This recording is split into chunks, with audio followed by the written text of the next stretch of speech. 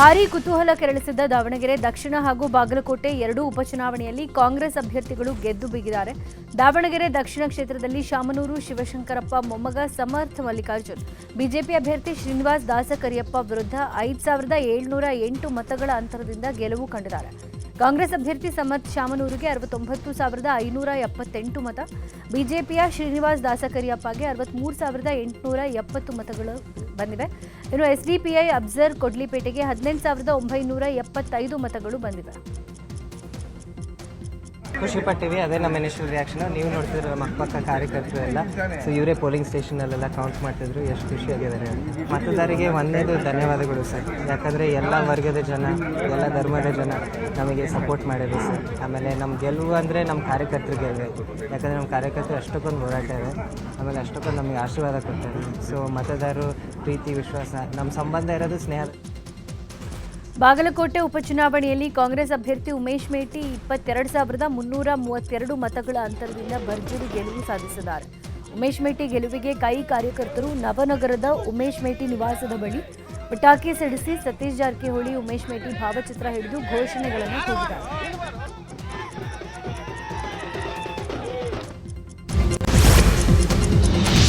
ಉಪಚುನಾವಣೆಯಲ್ಲಿ ಕಾಂಗ್ರೆಸ್ ಅಭ್ಯರ್ಥಿಗಳು ಗೆದ್ದಿರುವಂತಹ ಹಿನ್ನೆಲೆಯಲ್ಲಿ ಸಿಎಂ ಸಿದ್ದರಾಮಯ್ಯ ಮತದಾರರಿಗೆ ಧನ್ಯವಾದವನ್ನು ತಿಳಿಸಿದ್ದಾರೆ. ಎಕ್ಸ್ನಲ್ಲಿ ಪೋಸ್ಟ್ ಮಾಡಿರುವಂತಹ ಸಿಎಂ ಕಾಂಗ್ರೆಸ್ ಪಕ್ಷದ ಅಭ್ಯರ್ಥಿಗಳಿಗೆ ಮತ ಚಲಾಯಿಸಿ ಆಯ್ಕೆ ಮಾಡಿದ ಎಲ್ಲ ಮತದಾರರಿಗೆ ಧನ್ಯವಾದಗಳನ್ನು ಅರ್ಪಿಸ್ತೇನೆ. ಇದು ನಮ್ಮ ಸರ್ಕಾರದ ಸಾಧನೆಗಳು ಮತ್ತು ಕಾಂಗ್ರೆಸ್ ಪಕ್ಷದ ತತ್ವಗಳಿಗೆ ಸಂದ ಜಯ. ವಿರೋಧ ಪಕ್ಷಗಳ ಅಪಪ್ರಚಾರ ಮತ್ತು ಹಣದ ಪ್ರಭಾವದ ಹೊರತಾಗಿಯೂ ಕೂಡ ಮತದಾರರು ಮತ ಚಲಾಯಿಸಿದ್ದಾರೆ. ಇಡೀ ರಾಜ್ಯದ ಜನರು ನಮ್ಮ ಮೇಲೆ ಇಟ್ಟಿರುವಂಥ ನಂಬಿಕೆ ಮುಂಬರುವಂಥ ವಿಧಾನಸಭಾ ಚುನಾವಣೆಗಳಲ್ಲಿ ಕೂಡ ರಾಜ್ಯದ ಮತದಾರರು ಅದೇ ರೀತಿಯಲ್ಲಿ ನಮ್ಮನ್ನು ಬೆಂಬಲಿಸುತ್ತಾರೆ ಎಂಬ ವಿಶ್ವಾಸ ನಮಗಿದೆ ಅಂತ ಹೇಳಿದ್ದಾರೆ. ಪಂಚರಾಜ್ಯಗಳ ಚುನಾವಣಾ ಫಲಿತಾಂಶ ವಿಚಾರದ ಬಗ್ಗೆ ಬೆಂಗಳೂರಲ್ಲಿ ಮಾತನಾಡಿದ ಮಾಜಿ ಸಿಎಂ ಬಿಎಸ್ ಯಡಿಯೂರಪ್ಪ, 5 ರಾಜ್ಯಗಳ ಫಲಿತಾಂಶ ಹೊರಗೆ ಬಿದ್ದಿದೆ. ಪ್ರಧಾನಿ ಮೋದಿ ನಿರಂತರ ಮಾರ್ಗದರ್ಶನ ನಾಯಕತ್ವದಲ್ಲಿ ಬಿಜೆಪಿಗೆ ಗೆಲುವಾಗಿದೆ. ಉಚಿತ ಘೋಷಣೆಗಳಿಂದ ಜನರನ್ನ ಮರಳು ಮಾಡೋಕ್ಕಾಗಲ್ಲ. ಪಶ್ಚಿಮ ಬಂಗಾಳದಲ್ಲಿ ಕಾಂಗ್ರೆಸ್ ಧೂಳಿಪಟ ಆಗಿ ಹೋಗಿದೆ. ಮೋದಿ ಅಮಿತ್ ಶಾರಿಂದ ನಾವು ಗೆದ್ದಿದ್ದೀವಿ ಅಂತ ಹೇಳಿದರು. 5 ರಾಜ್ಯಗಳ ಇಂದಿನ ಫಲಿತಾಂಶ ಆದರಣೀಯ ಪ್ರಧಾನಮಂತ್ರಿ ನರೇಂದ್ರ ಮೋದಿಜಿ ನಾಯಕತ್ವದಲ್ಲಿ ಜನತೆಯ ದೃಢ ವಿಶ್ವಾಸವನ್ನು ಮತ್ತೊಮ್ಮೆ ದೃಢಪಡಿಸಿದೆ. ಈ ಐತಿಹಾಸಿಕ ಫಲಿತಾಂಶಕ್ಕಾಗಿ ನಿರಂತರ ಮಾರ್ಗದರ್ಶನ ಮತ್ತು ನಾಯಕತ್ವದ ಪಕ್ಷವನ್ನು ಮುನ್ನಡೆಸಿದ ನಮ್ಮ ಪಕ್ಷದ ರಾಷ್ಟ್ರೀಯ ಅಧ್ಯಕ್ಷರಾದಂಥ ನಿತಿನ್ ನವೀನ್ಜಿ ಮತ್ತು ಗೃಹ ಸಚಿವ ಶ್ರೀ ಅಮಿತ್ ಶಾಜಿ ಅವರಿಗೆ ನನ್ನ ಹೆಮ್ಮೆಯ ಅಭಿನಂದನೆಗಳು. ಅಭಿವೃದ್ಧಿ, ಉತ್ತಮ ಆಡಳಿತ ಮತ್ತು ವಿಕಸಿತ ಭಾರತ ನಿರ್ಮಾಣದ NDA ಬದ್ಧತೆಗೆ ಮತದಾರರು ಆಶೀರ್ವಾದ ಮಾಡಿದ್ದಾರೆ.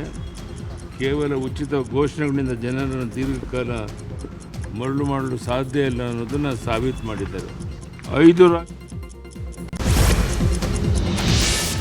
ಪಶ್ಚಿಮ ಬಂಗಾಳ, ಅಸ್ಸಾಂ, ಪುದುಚೇರಿಯಲ್ಲಿ ಬಿಜೆಪಿ ಗೆಲುವು ಸಾಧಿಸಿದ್ದು ಕೊಪ್ಪಳದಲ್ಲಿ ಬಿಜೆಪಿ ಕಾರ್ಯಕರ್ತರು ಸಂಭ್ರಮಿಸಿದ್ದಾರೆ.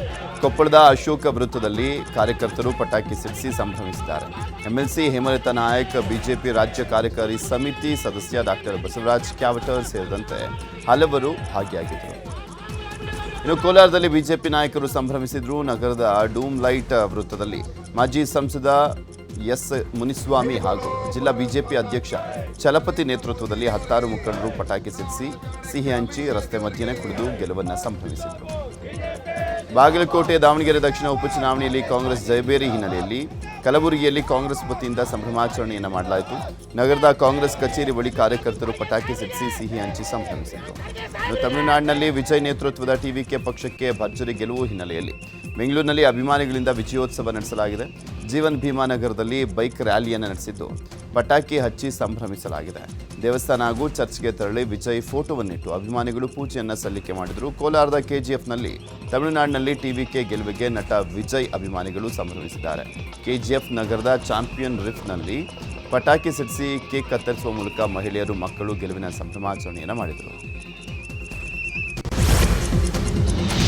ತಮಿಳುನಾಡಲ್ಲಿ ನಟ ವಿಜಯ್ ನೇತೃತ್ವದ ಟಿವಿಕೆ ಪಕ್ಷ ಜಯಬೇರಿ ಬಾರಿಸಿದ ಹಿನ್ನೆಲೆ ಆನೇಕಲ್ನಲ್ಲಿ ವಿಜಯ್ ಅಭಿಮಾನಿಗಳು ಸಂಭ್ರಮಾಚರಣೆ ಮಾಡಿದ್ದಾರೆ.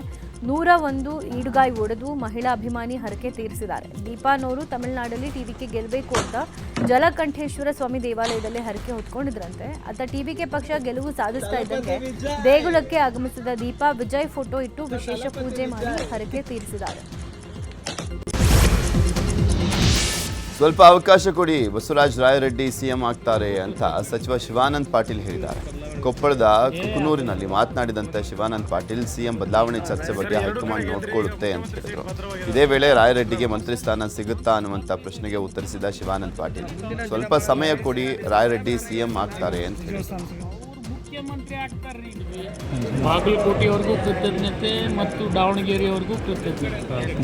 ಮುಖ್ಯಮಂತ್ರಿ ಬದಲಾವಣೆ ವಿಚಾರ ಅದೆಲ್ಲ ಅದನ್ನು ವರಿಷ್ಠರು ಮಾಡ್ಕೊತಾರೆ. ಅದ್ರ ಬಗ್ಗೆ ಸರ್ ಎರಡು ಕಡೆ ಗೆದ್ರಿ, ಈಗ ಮುಖ್ಯಮಂತ್ರಿ ಸೀಟ್ ಭದ್ರವಾಗಿದೆ ಅಂತ. ಅದು 100% ಕಾಂಗ್ರೆಸ್ ಭದ್ರ ಇದೆ ರೀ, ಮುಖ್ಯಮಂತ್ರಿನೂ ಭದ್ರ ಇದ್ದಾರೆ.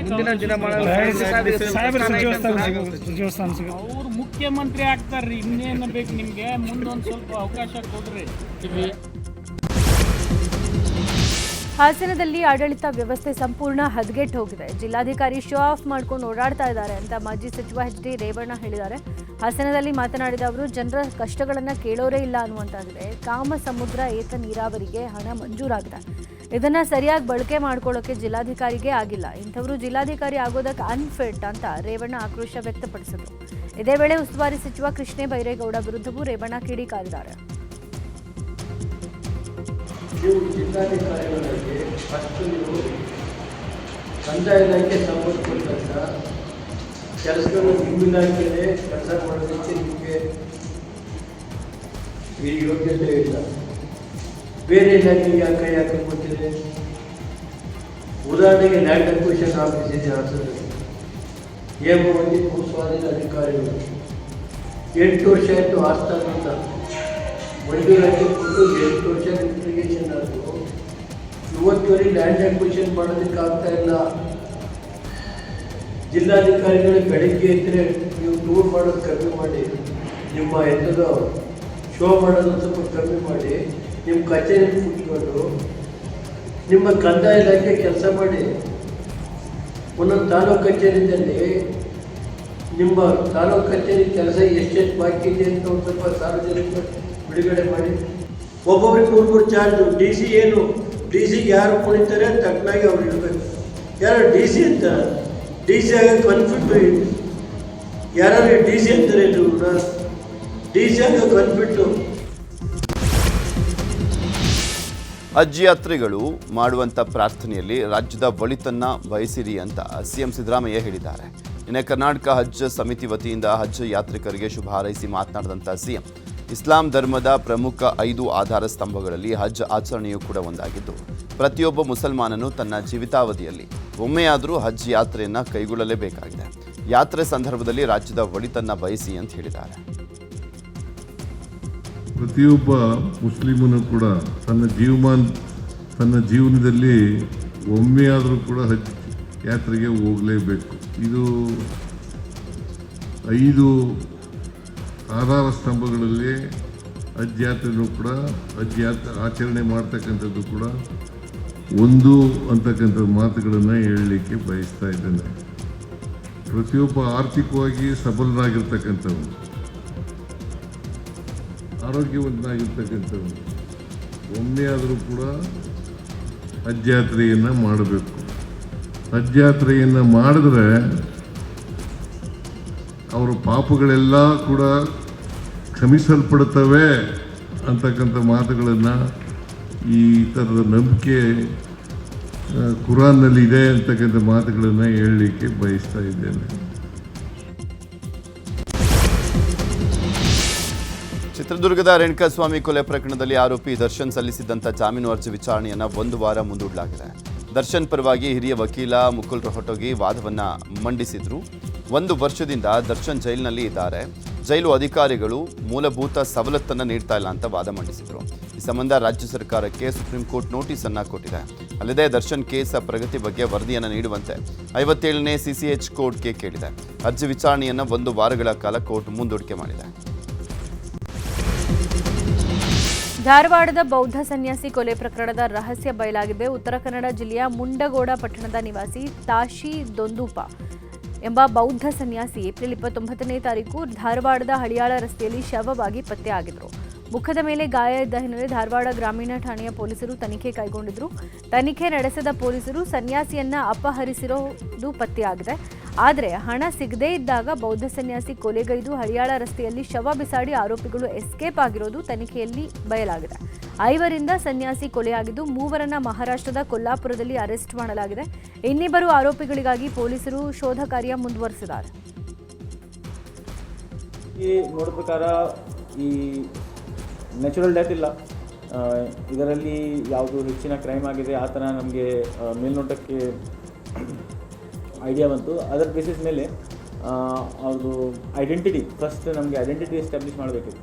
ಸೊ ನಮ್ಮ ಕಾರವಾರ ಡಿಸ್ಟ್ರಿಕ್ಟ್ ಮುಂದಗೋಡು ತಾಲೂಕಲ್ಲಿ ಇರುವ ಬುದ್ಧಿಸ್ಟ್ ಕ್ಯಾಂಪಿಗೆ ನಾವೇ ಕಾಂಟ್ಯಾಕ್ಟ್ ಮಾಡಿದ್ದೆ. ಕಾಂಟ್ಯಾಕ್ಟ್ ಮಾಡಾದಮೇಲೆ ಅವ್ರದ್ದು ನಮಗೆ ಅವರು ಐಡೆಂಟಿಫೈ ಮಾಡ್ತಾರೆ. FIR ನಂಬರು 94/2026 ಇಂಟರ್ಸೆಕ್ಷನ್ 103 BNS ಮತ್ತು 238 ಮರ್ಡರ್ ಮತ್ತು ಡಿಸ್ಟ್ರಕ್ಷನ್ ಆಫ್ ಎವಿಡೆನ್ಸ್. ತದನಂತರ ನಾವು ಫರ್ದರ್ ಇನ್ವೆಸ್ಟಿಗೇಷನ್ಗೆ ಹೋಗಿದ್ದೀವಿ. ಬೆಂಗಳೂರಿನ ಮಲ್ಲೇಶ್ವರದಲ್ಲಿರುವಂಥ ಖಾಸಗಿ ಬ್ಯಾಂಕ್ ವಿರುದ್ಧ ವಂಚನೆ ಆರೋಪ ಕೇಳಿಬಂದಿದೆ. ಗೋಲ್ಡ್ ಲೋನ್ ಪಡೆದಂಥ ಗ್ರಾಹಕ ಶಂಕರ್ ಎಂಬುವರಿಗೆ 1,17,000 ರೂಪಾಯಿ ವಂಚನೆಯಾಗಿದೆ ಅನ್ನುವಂಥ ಆರೋಪ ಕೇಳಿಬಂದಿದೆ. ಏಪ್ರಿಲ್ 23ರಂದು ಬಾಬು ಶಂಕರ್ ಎನ್ನುವರು ಬ್ಯಾಂಕ್ನಿಂದ 18 ಲಕ್ಷ ಗೋಲ್ಡ್ ಲೋನನ್ನು ಪಡೆದಿದ್ದರು. ಈ ವೇಳೆ ಹೂಡಿಕೆ ಮಾಡುವಂತೆ ರಿಲೇಷನ್ಶಿಪ್ ಮ್ಯಾನೇಜರ್ ಹೇಳಿದಂತೆ. ಇದಕ್ಕೆ ಶಂಕರ್ ಬಾಬು ಒಪ್ಪದ್ದಕ್ಕೆ ಕೂಡಲೇ 1.5 ಲಕ್ಷ ಹಣ ಮರುಪಾವತಿ ಮಾಡುವಂತೆ ನೋಟಿಸನ್ನು ಕೊಟ್ಟಿದ್ದಾರೆ. ನನ್ನ ಕ್ರೆಡಿಟ್ ಕಾರ್ಡ್ ಹಾಗೂ ಖಾತೆಯಿಂದ ನನಗೆ ಅರಿವಿಲ್ಲದೆ ಹಣ ವರ್ಗಾವಣೆ ಮಾಡಲಾಗಿದೆ ಅಂತ ಬಾಬು ಶಂಕರ್ ಆರೋಪ ಮಾಡಿದ್ದಾರೆ.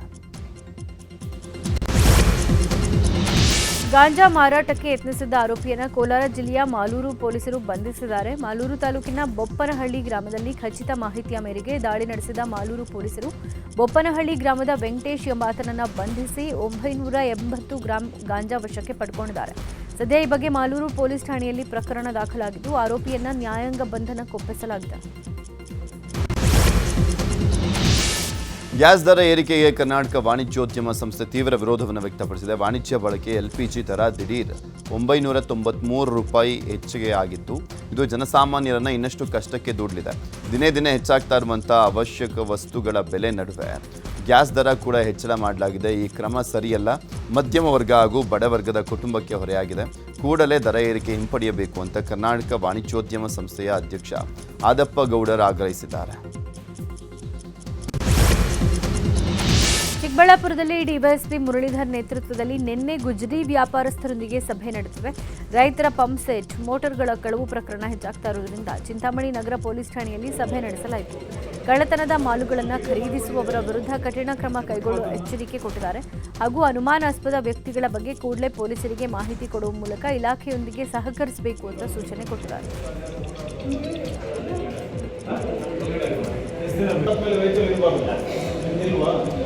ಅಬ್ಸರ್ವ್ ಮಾಡೋದು ನೆಕ್ಸ್ಟ್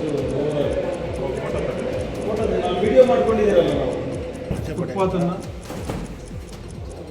ಆಕ್ರಮಿಸಿ ಅದರ ಮೇಲೆ ಗುಜರಿ ಫುಟ್ಪಾತ್ ಏನೋ ತಿಳ್ಕೊಂಡಿದ್ದೀರಾ ವೆಹಿಕಲ್ ಇರಬಾರ್ದು ಇಲ್ವಾ ಅಬ್ಸರ್ವ್ ಮಾಡೋದು ನೆಕ್ಸ್ಟ್ ನಾವು ವಿಡಿಯೋ ಮಾಡ್ಕೊಂಡಿದ್ದೀರಲ್ಲ ನಾವು ಫುಟ್ಪಾತನ್ನು ಆಕ್ರಮಿಸಿ ಅದರ ಮೇಲೆ ಗುಜರಿ ಇಂದಿನಿಂದ 4 ದಿನಗಳ ಕಾಲ ಪೀಣ್ಯ ಎಲಿವೇಟೆಡ್ ಫ್ಲೈಓವರ್ ಕ್ಲೋಸ್ ಮಾಡಲಾಗ್ತಾ ಇದೆ. ಕೇಬಲ್ ಅಳವಡಿಕೆ, ದುರಸ್ತಿ ಕಾಮಗಾರಿ ಹಾಗೂ ಲೋಡ್ ಟೆಸ್ಟಿಂಗ್ ಹಿನ್ನೆಲೆಯಲ್ಲಿ ಫ್ಲೈಓವರ್ ಕ್ಲೋಸ್ ಮಾಡಲಾಗಿದೆ. ಇಂದಿನಿಂದ ಮೇ 8ರವರೆಗೆ ಬೆಳಗ್ಗೆ 11 ಗಂಟೆವರೆಗೂ ಫ್ಲೈಓವರ್ ಬಂದ್ ಇರಲಿದೆ. ಫ್ಲೈಓವರ್ ಮೇಲೆ ಎಲ್ಲ ರೀತಿಯ ವಾಹನ ಸಂಚಾರಕ್ಕೆ ನಿರ್ಬಂಧ ಹೇರಲಾಗಿದೆ. ರಾಜ್ಯ ರೈತ ಸಂಘ ಹಾಗೂ ಕೊಪ್ಪಳದ ಪ್ರಗತಿಪರ ಸಂಘಟನೆಗಳು ಕೊಪ್ಪಳದಲ್ಲಿ ಇವತ್ತು ಬೃಹತ್ ಪ್ರತಿಭಟನೆ ಹಮ್ಮಿಕೊಂಡಿವೆ. ಬಸಾಪುರ ಕೆರೆ ಒತ್ತುವರಿ ತೆರವು ಮಾಡಬೇಕು ಅಂತ ಆಗ್ರಹಿಸಿ ಇವತ್ತು BSPL ಕಾರ್ಖಾನೆ ಮುಂದೆ ಪ್ರತಿಭಟನೆ ನಡೆಯಲಿದೆ. 2007ರಲ್ಲಿ ಅವತ್ತಿನ ಸರ್ಕಾರ ಬಸಾಪುರ ಕೆರೆಯನ್ನ ಕಾರ್ಖಾನೆಗೆ ಮಂಜೂರು ಮಾಡಿತ್ತು. ಆದರೆ ಈ ಕೆರೆ ಸಾರ್ವಜನಿಕರ ಬಳಕೆಗೂ ಕೊಡಬೇಕು ಅಂತ ಹೈಕೋರ್ಟ್ ಆದೇಶ ಇದ್ರೂ ಕೂಡ ಕಾರ್ಖಾನೆಯ ಸಾರ್ವಜನಿಕರಿಗೆ ಪ್ರವೇಶ ಕೊಡ್ತಾ ಇಲ್ಲ. ಈ ಹಿನ್ನೆಲೆ ಕೆರೆ ಒತ್ತುವರಿ ತೆರವಿಗೆ ಆಗ್ರಹಿಸಿ ಪ್ರತಿಭಟನೆ ನಡೆಯಲಿದೆ. ಇದೇ ವಿಚಾರವಾಗಿ ಕಳೆದ ವರ್ಷ ಕೂಡ ಪ್ರತಿಭಟನೆ ನಡೆದಿತ್ತು.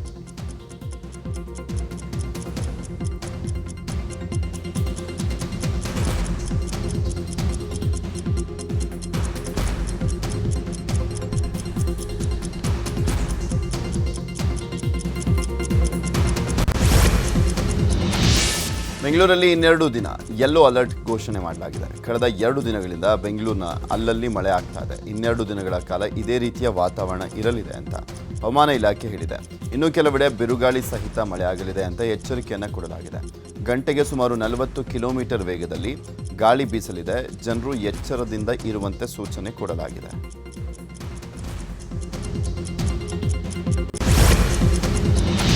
ಬೆಂಗಳೂರಿನ ಹಲವು ಕಡೆಗಳಲ್ಲಿ ಮರ ತೆರವು ಮಾಡೋಕೆ ಕಾರ್ಮಿಕರು ಸಿಗ್ತಾ ಇಲ್ಲ. ಒಂದು ಮರ ತೆರವು ಮಾಡೋಕೆ ಕಾರ್ಮಿಕರು 50,000 ರೂಪಾಯಿ ಕೇಳ್ತಾ ಇದ್ದಾರಂತೆ. ಹೀಗಾಗಿ ರಸ್ತೆ ಬದಿ ಬಿದ್ದಿರೋ ಮರಗಳು ಹಾಗೂ ಅಪಾಯದ ಅಂಚಿನಲ್ಲಿರೋ ಮರ ತೆರವು ಮಾಡೋಕೆ ಆಗ್ತಾ ಇಲ್ಲ. ಇನ್ನು ಮರ ತೆರವು ಮಾಡೋಕೆ ಸಕಲೇಶಪುರದಿಂದ ಕಾರ್ಮಿಕರನ್ನ ಕರೆತರೋಕೆ ಜಿಬಿಎ ತಯಾರಿ ನಡೆಸಿದೆ. ಹೊಸ ಟೆಂಡರ್ ಇನ್ನೂ ಅಂತಿಮ ಆಗದ ಹಿನ್ನೆಲೆ ಮರ ತೆರವಿಗೆ ಜಿಬಿಎ ಪರದಾಡುವ ಸ್ಥಿತಿ ಇದೆ. ಮೈಸೂರು ಜಿಲ್ಲೆಯಲ್ಲಿ ಮಳೆಯ ಆರ್ಭಟ ಮುಂದುವರೆದಿದೆ. ಗಾಳಿ ಮಳೆ ಹಿನ್ನೆಲೆಯಲ್ಲಿ ನಿನ್ನೆ ಬೃಹತ್ ಮರವೊಂದು ಧರೆಗುರುಳಿದೆ. ಹುಣಸೂರು ತಾಲೂಕಿನ ಬಿಳಿಕೆರೆ ಮನುಗನಹಳ್ಳಿ ಬಳಿಯಲ್ಲಿ ಮರವೊಂದು ಧರೆಗುರುಳಿದೆ. ರಸ್ತೆಗೆ ಮರ ಬಿದ್ದ ಪರಿಣಾಮ ವಾಹನ ಸವಾರರು ಪರದಾಟವನ್ನು ಮಾಡಿದರು.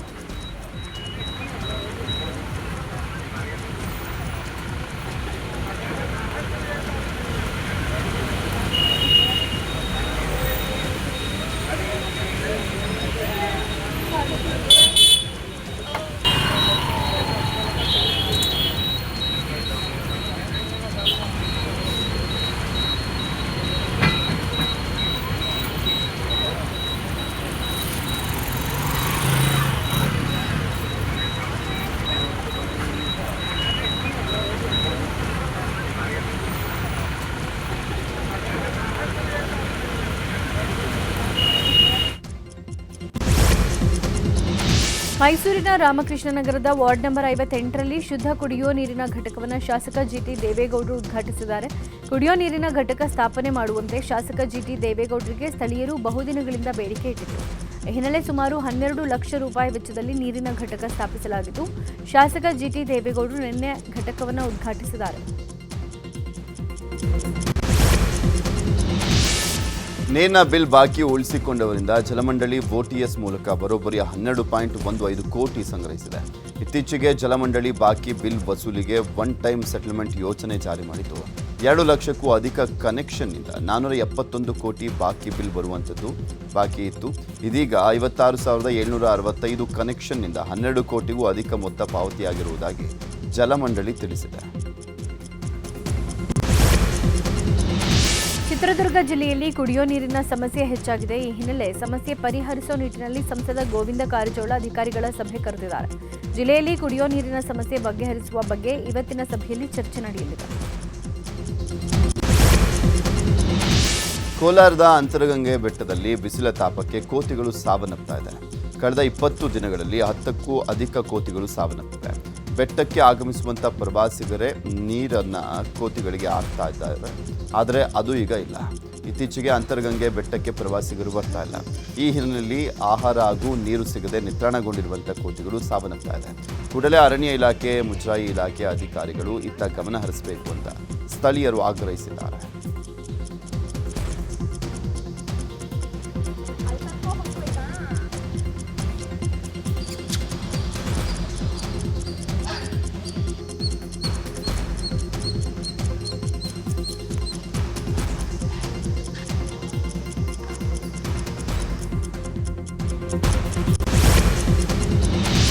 ರಾಜ್ಯ ಮಾಹಿತಿ ಆಯೋಗದ ಮುಖ್ಯ ಆಯುಕ್ತರಾಗಿ ನಿವೃತ್ತ ಐಎಎಸ್ ಅಧಿಕಾರಿ ಜಿ ಸತ್ಯವತಿ ಅಧಿಕಾರ ಸ್ವೀಕರಿಸಿದ್ದಾರೆ.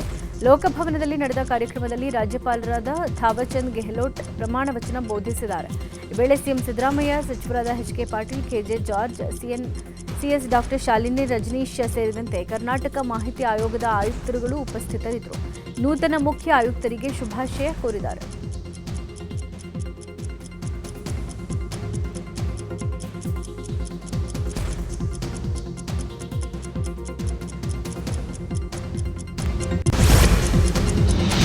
ಒಡಿಶಾದ ಭುವನೇಶ್ವರದಲ್ಲಿ ನಡೆದಂಥ 61ನೇ ಫೆಮಿನಾ ಮಿಸ್ ಇಂಡಿಯಾ 2026ರಲ್ಲಿ ಶಾಸಕ ಸತೀಶ್ ಸೈಲ್ ಪುತ್ರಿ ವಿನ್ನರ್ ಆಗಿ ಹೊರಹೊಮ್ಮಿದ್ದಾರೆ. ಈ ಹಿನ್ನೆಲೆಯಲ್ಲಿ ನಿನ್ನೆ ಸಿಎಂ ಸಿದ್ದರಾಮಯ್ಯ ಅವರನ್ನ ಸಾಧ್ವಿ ಸೈಲ್ ಭೇಟಿಯಾಗಿದ್ದರು.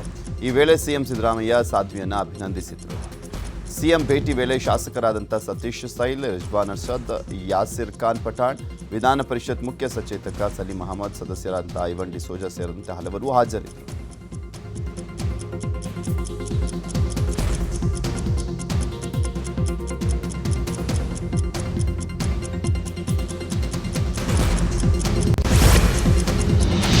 ರಾಮನಗರ ರೈಲ್ವೆ ನಿಲ್ದಾಣದಲ್ಲಿ ಇನ್ಮುಂದೆ ಒಡೆಯರ್ ಎಕ್ಸ್ಪ್ರೆಸ್ ರೈಲು ನಿಲುಗಡೆ ಆಗಲಿದೆ. ಬೆಂಗಳೂರು ದಕ್ಷಿಣ ಜಿಲ್ಲೆಯ ರಾಮನಗರ ರೈಲ್ವೆ ನಿಲ್ದಾಣದಲ್ಲಿ ಒಡೆಯರ್ ಎಕ್ಸ್ಪ್ರೆಸ್ ರೈಲು ನಿಲುಗಡೆಗೆ ಕೇಂದ್ರ ರೈಲ್ವೆ ರಾಜ್ಯ ಖಾತೆ ಸಚಿವ ವಿ ಸೋಮಣ್ಣ ಹಾಗೂ ಸಂಸದ ಡಾಕ್ಟರ್ ಮಂಜುನಾಥ್ ಹಸಿರು ನಿಶಾನೆ ತೋರಿಸಿದ್ದಾರೆ.